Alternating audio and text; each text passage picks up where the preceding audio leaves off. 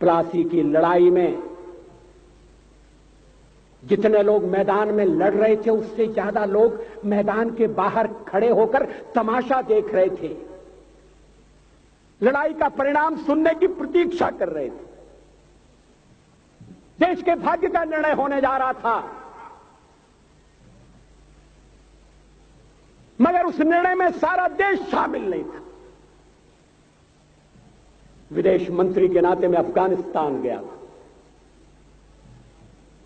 आपको सुनकर ताज्जुब होगा, अफगानिस्तान के अपने मेजबानों से मैंने कहा मैं गजनी जाना चाहता हूं, गजनी।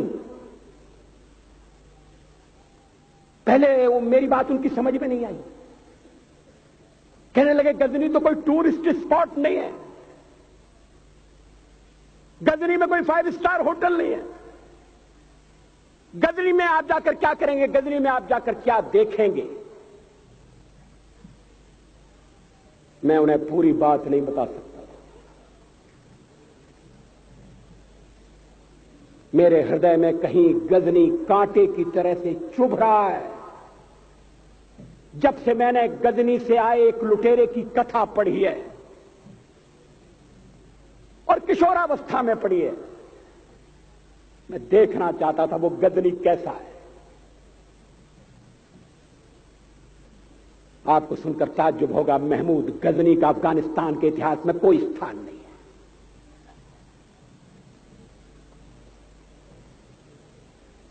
गजनी छोटी सी जगह है, छोटा सा गांव है। कल्पना करिए सैकड़ों साल पहले वहां धूल उड़ती थी, झोंपड़ियां थी, मगर एक लुटेरा लुटेरों को इकट्ठा करता हुआ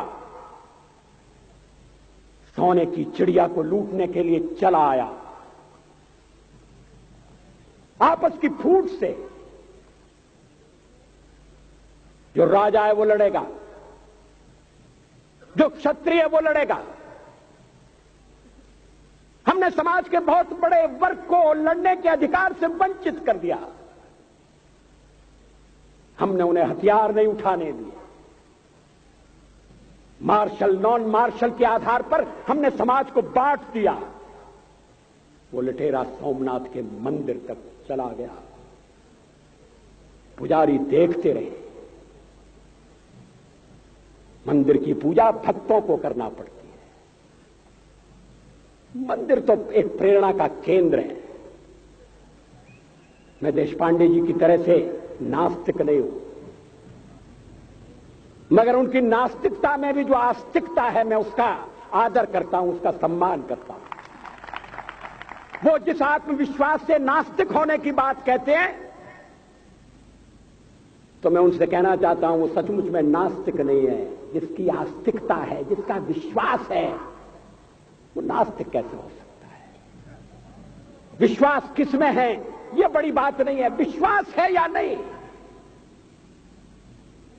हमने समाज के बहुत से बड़े वर्ग को विश्वासहीन बना दिया।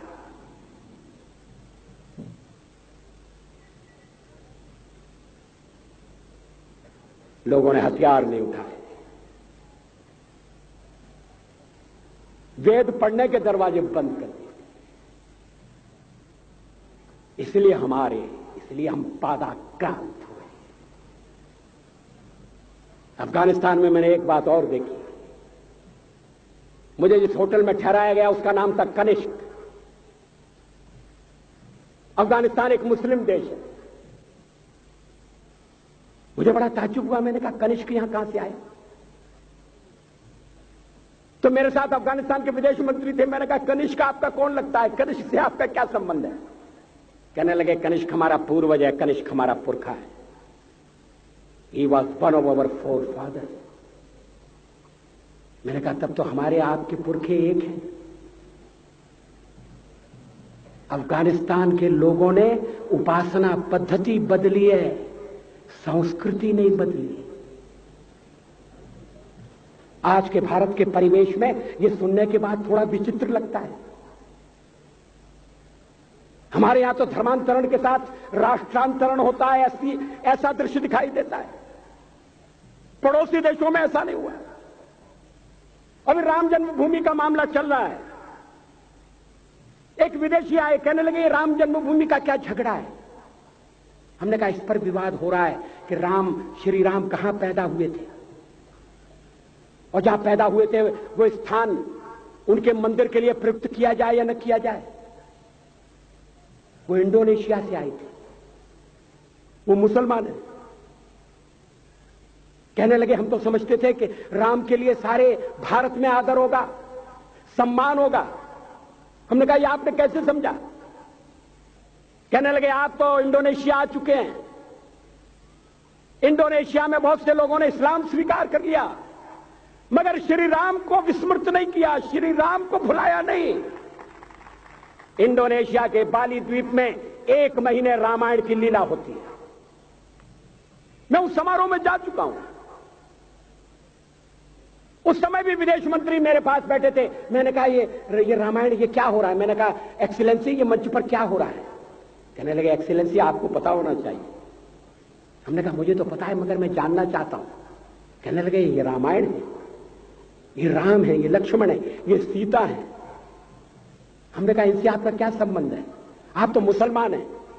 कहने लगे हमारा संबंध बहुत पुराना है, हमारा तब का संबंध है जब हम मुसलमान नहीं हुए थे। थाईलैंड की राजधानी अयोध्या कही जाती है। थाईलैंड के राजा को आज भी राम कहा जाता है। सावरकर जी ने हिंदू राष्ट्र की बात की,